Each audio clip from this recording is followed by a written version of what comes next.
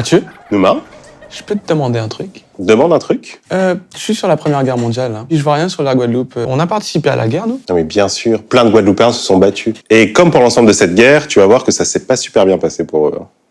Tu me racontes? Je te raconte. Les Guadeloupéens ne faisaient pas leur service militaire avant 1913, bien que citoyens français depuis 1848. Tu parles à qui, là? Bah, aux gens qui nous regardent. Tu crois pas que je fais tout ce travail de recherche rien que pour tes beaux yeux ou quoi? Ah ouais? J'ai des beaux yeux. Mais il y a des gens qui nous regardent? Il y en a beaucoup? Des milliers, au moins. Bonjour les milliers de gens! C'est bon, je peux continuer là?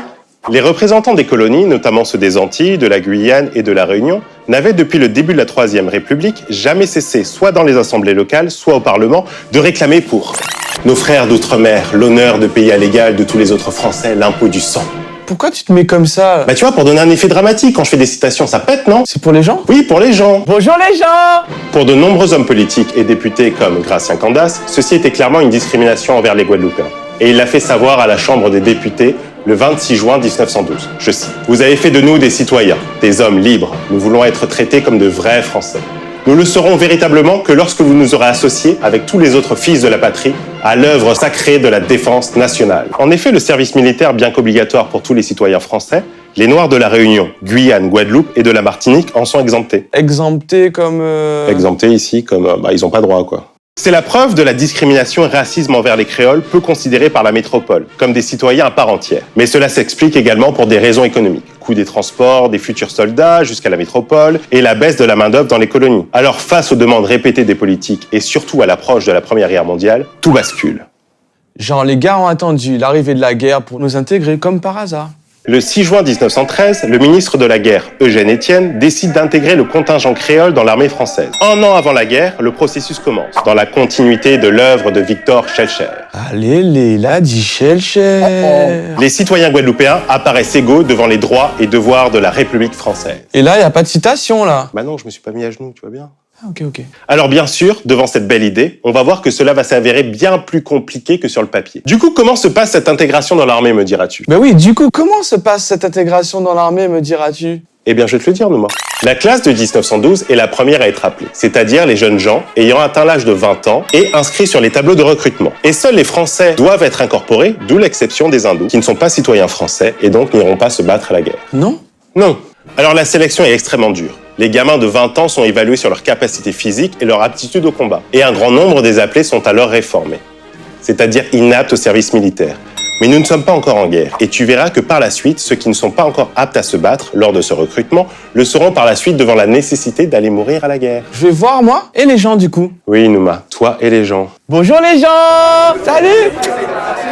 Tu vas dire combien de fois bonjour aux gens comme ça? Plein. Ça s'appelle du comique de répétition. Tu vois, il n'y a pas que monsieur qui sait faire des effets dramatiques. Eh ouais, toi tu fais que parler aux milliers de gens, moi aussi je peux le faire. Ah ouais? Bah vas-y, fais-le. Ok, je me lance. Les gens, les milliers de gens. En parlant de drame, les journées de l'époque dénoncent alors le très grand nombre de réformés, soulignant les remises en cause des qualités physiques des Guadeloupéens. Les Guadeloupéens sont pas assez forts pour aller se battre à la guerre, c'est ça? C'est encore la preuve de nouvelles discriminations envers les futurs soldats. Même s'il est vrai que le mauvais état de santé des hommes passant la sélection prouve la condition plus que difficile pour la population dans les colonies. Ouais, vivre dans les colonies, même après l'abolition de l'esclavage, c'était pas la fête, quoi. Loin de là. Alors que les politiques, eux, sont très enthousiastes à ce que les hommes noirs des colonies aillent se battre avec les autres Français, la population l'est moins. Comme le prouve le grand nombre d'actions aux convocations faites par le Conseil de révision. Ouais, beaucoup de Guadeloupéens voulaient pas aller se battre à 8000 km de chez eux, quoi. Voilà. Je ne veux pas aller au service militaire, je ne veux pas faire la guerre pour un morceau de terre. Après, il est difficile d'expliquer toujours ces absences. C'est parfois juste des erreurs dans les registres. Victime dès le départ de discrimination, et tu vas voir que ça va pas s'arranger. Je vais voir moi et les gens. Mais oui, c'est bon. Les premières recrues quittent la Guadeloupe en octobre 1913. De nombreuses cérémonies patriotiques et des festivités accompagnent leur départ. Voilà par exemple un hymne que chantaient les Antillais et les Guyanais. Tu vas encore chanter, là? Ouais, j'aime bien chanter, et puis... Non, mais je t'ai entendu chanter, on va perdre tous les gens, là. Et si tu chantes avec moi? Ah, bah là, on va en gagner plein. Ok, mais allons-y alors. Adieu, maman chérie, on s'en va servir la patrie. Presse-moi bien fort dans tes bras, en priant Dieu pour ton petit gars. Et toi, ma brune, ma créole. Alors là, Alors là, c'est le début de la catastrophe. Devine pourquoi. Pire que quand tu chantes. Presque. Ils ont eu la bonne idée d'envoyer les soldats antillais n'ayant jamais rien connu d'autre que la chaleur des Antilles en automne. En automne. T'imagines la différence de secondes? Oui, ça caille, quoi. Ben non, ça va pas du tout. Non, mais ça caille, il fait froid, quoi. Ah oui, ça caille. Ah oui, bien merci, vous.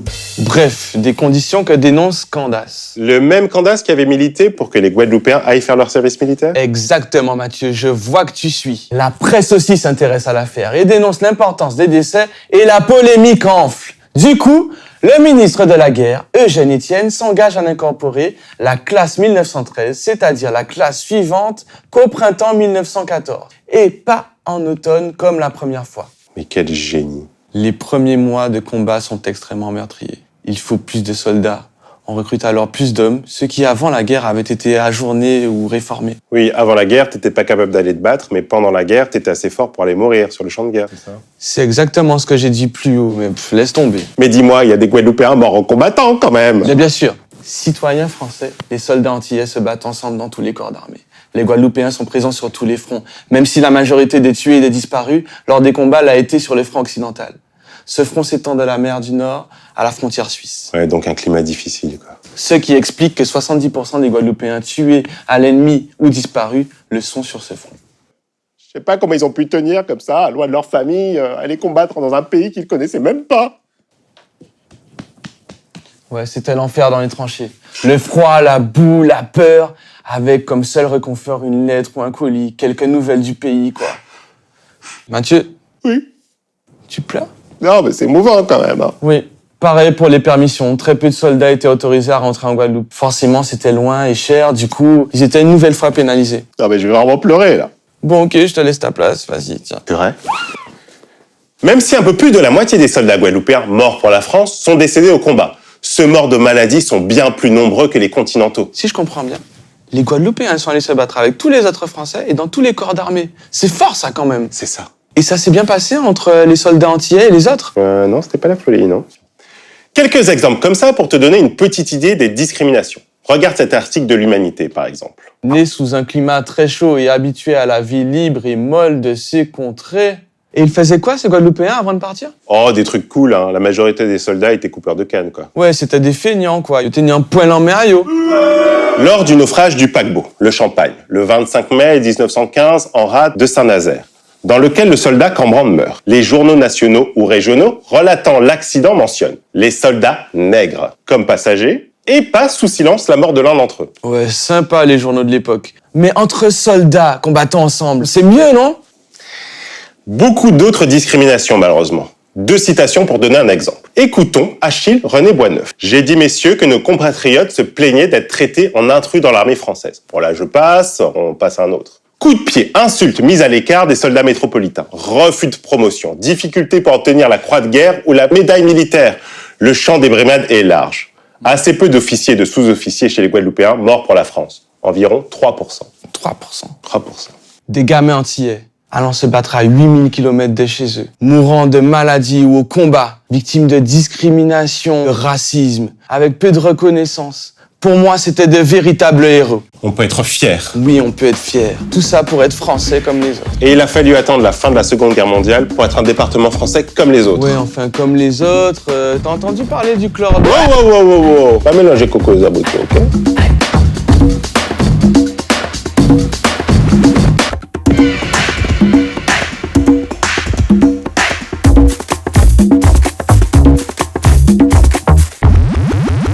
Bring it back.